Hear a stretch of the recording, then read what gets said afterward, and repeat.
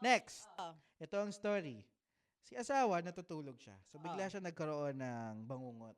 Oh. So, sa panaginip niya, may mga armed na lalaki na pumasok sa bahay at tinangkang patayin ang pamilya niya. Sakit sa bangs. Oh. Kaya kailangan niyang lumaban. So, habang natutulog, bumangon siya, kinuha niya yung itak, tapos dinefend niya yung sarili niya. Ang plot twist, nataga niya at napatay niya yung asawa at anak niya.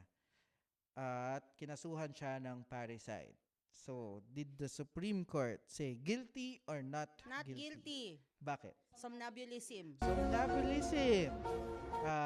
Dito pumasok Recognized yan. ano ang somnambulism? Sleepwalking. Sleepwalking. Napanood tayo sa medical history na madalas siyang nagsisleepwalk. Yeah. Totoong case po yan. Totoo. At Ah, hindi ko talaga alam tong case na to. People versus Taneo.